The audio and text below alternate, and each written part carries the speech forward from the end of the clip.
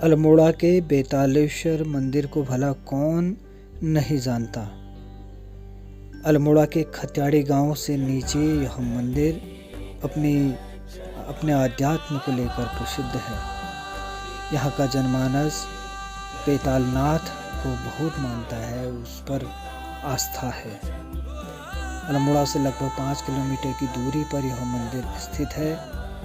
इस मंदिर को देखकर शिवत्व की अनुभूति हमें होती है। यहाँ जलकुंड भी स्थापित है और यहाँ पर जो महादेव विराजमान हैं वो स्वयंभू रूप में यहाँ के लोग उन्हें मानते हैं और यहाँ पर प्राचीन मूर्तियाँ भी रखी हुई हैं।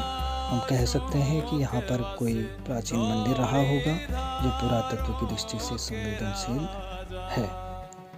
यहाँ पर हम इन चित्रों के माध्यम से देख रहे हैं कि नंदी के अवशेष और गणेश भगवान जी के अवशेष और मंदिर के कई भागों के अवशेष यहाँ पर हमें दिखाई पड़ते हैं, जो पुरातत्व को लेकर बहुत ही संवेदनशील माने जा सकते हैं। यहाँ पर अभी तक 3 बाबाओं की समाधियाँ मंदिर परिसर में विद्यमान हैं।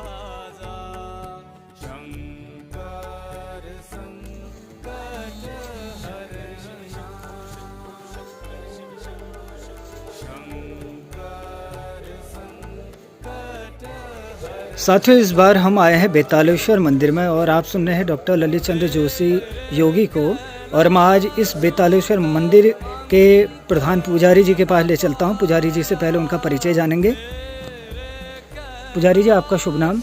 मेरा शुभ नाम दिनेश चंद्र जोशी है जी। उस कन्नू कहते हैं मेरे को। हाँ। ऐसी यहीं भनार गांव का रहने वाला मैं हूँ जी। यह मंदिर हमारे पुरखों को दान में दिया हुआ है। हाँ। और हमारे पुरखों ने यहाँ पहले पूजा आराधना की। हाँ। दादाजी हमारे यहीं पर पूजा करते करते शिव जी के आगे उन्होंने अपना देह त्यागा। हाँ। तो उसके बाद कुछ बाहरी लोगों को यहाँ पर रखा गया, वो लोगों ने पूजा करा। हाँ। तो उनके बाद तब फिर मैं यहाँ पर करीब 89 में मैं यहाँ पर आया, तब से मैं अभी तक पूजा कर रहे हैं। पूजा में लगा। तो साथियों, आपने सुना कि पुजारी जी जो है बहुत लंबे काल से यहाँ पर पूजा कर रहे हैं और ये कहते हैं कि ये मंदिर इनको दिया था, इनके पुरखों को दिया था। और साथियों, पुजारी जी ये बताइए कि इस मंदिर का क्या इतिहास रहा है? और देखिए सर, मैं तो एक बार आपको ये कहना चाहूँ कि मंदिर का इतिहास के बारे में तो ये बताना बहुत मुश्किल है, बहुत कठिन है। और क्योंकि भगवान को देखिए ना देखा है किसी ने, और मैं तो ये चाहता हूँ कि उनकी खोज करना भी हमारे बस की बात नहीं है कि नहीं? हाँ। फिर भी मैं आपको थोड़ा सा उसके लिए ये बता देना चाहता हूँ कि यहाँ पर ये कहावत है कि गोरखा राज के समय में यहाँ पर गोरखाओं के जानवर लोग चुगने आया करते थे। तो उसमें से एक जो गोरखा की गाय थी वो घर जाकर दूध नहीं दिया करती थी। तो गोरखा जी महाराज परेशान हो गए कि आखिर मेरी गैया क्यों नहीं दूध दी, रोज़ रोज़ चुप के आए लेकिन दूध क्यों नहीं दी। तो एक दिन गोरखा महाराज जो है कि यहाँ उनके पीछा करते करते आए, गाय का पीछा करते हुए आए। तो देखा उन्होंने कि गाय एक झाड़ी के पास खड़ी हुई है।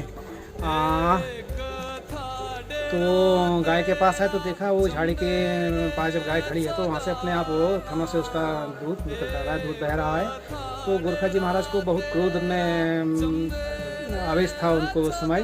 तो गोरखा जी महाराज ने क्या, उनके पास जो फरसा था, हथियार था जो भी था, वो गाय के सिर पे, सुनने में आता है हमारे कि गाय के ऊपर चला दिया वो फरसा। तो फरसा चलाया तो फरसा तो गाय को तो लगी, उसके साथ ही वो पिंडी पे लग गई उसकी चोट।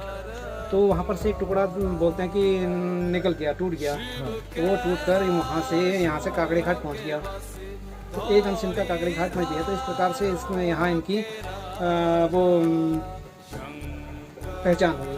अच्छा, ये मंदिर की जनवस्था कितनी है? आप जनआस्था तो काफ़ी है इनकी। महाराज यहाँ तो मतलब कहाँ से यहाँ लोग आए जिनके पास कुछ भी नहीं था, आए और लोग हमसे तो ये तक लोगों ने हमसे कहा, बुजुर्ग लोगों ने, कि हमारे पास एक रोटी खाने को तो पैसा नहीं था इस समय।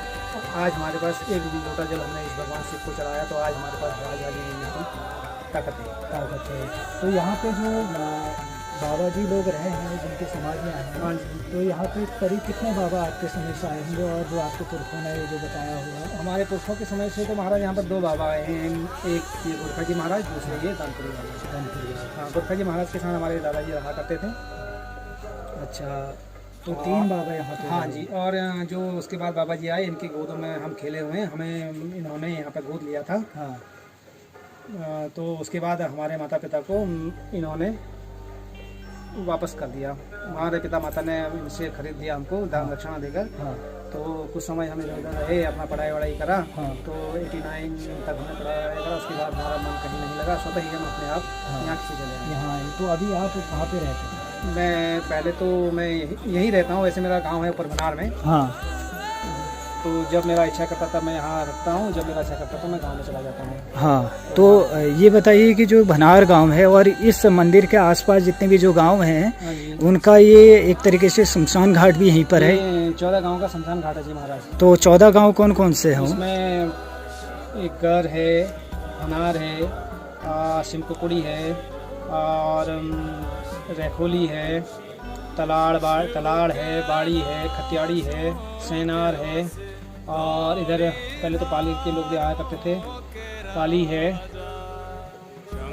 अब मेरे को कितने नाम हो गए मेरे को? हाँ, अच्छा, 14 गांव आपने जो हाँ जी। बताए हैं। हाँ जी। तो यहाँ के लोग क्या उनकी बहुत आस्था यहाँ देखी काफ़ी जाती? आस्था थी उनके। पहले ये लोग संत लोगों के साथ, संत जी जो महाराज यहाँ पर थे, काफ़ी बुजुर्ग लोग हमारे गाँव के जो आकर रात में उनके पास रहा करते थे, जन सेवा किया करते थे। हाँ, अभी हाल में प्रोफेसर नरेंद्र सिंह भंडारी सर कुलपति जी, सुबन सिंह जीना विश्वविद्यालय के कुलपति जी आए थे। कुलपति जी महाराज तो जी आए थे। उनको भी ये एक आध्यात्मिक स्थल वो मानते हैं जी, जी, इनको। अवश्य। तो उनके द्वारा कुछ उन्होंने कोई ऐसा उन्होंने भी यहाँ पर काफ़ी वो किया है अपना श्रम, मैं तो श्रमदानी कहूँगा उसको, जी है नी जी। और अपनी आस्था उन्होंने यहाँ से जोड़ी हुई है। तो उनको हम यहाँ पर बुलाते हैं कभी चीफ गेस्ट के तौर पर। हाँ तो बड़े से आते हैं तो हमको भी बहुत अच्छा लगता है। हाँ। तो ये बताइए कि जो यहाँ पे शिव मंदिर जो रहा है, ये गोरखा पीरियड का रहा है, तो क्या ऐसा कोई चीज़ें आपको अनुभव हुई कि यहाँ पे पूजा पाठ करनी चाहिए? अनुभव तो देखिए काफ़ी हुए हैं, मगर मेरा उन अनुभव को बताना कठिन है महाराज। अच्छा। क्योंकि मुझे वो कुछ अनुभव बताने के बाद मुझे भी उससे कष्ट हुआ है। हाँ, इसलिए मैं अब अनुभव बताने में थोड़ा सा झिझक हूँ। बहुत अच्छी बात आपने बताया कि कुछ अनुभव हुए हैं, और ये एक तरीके से मानसिक शांति का स्थल है। मैं भी यहाँ पर आया तो मुझे बड़ी मानसिक शांति मिली, और मैं जो चीज़ें सोच कर यहाँ आया था मैं यहाँ पर भूल गया हूँ, स्वतः ही भूल गया हूँ। तो मित्रों, अगली बार आपको कहीं और घुमक्कड़ी में ले चलेंगे।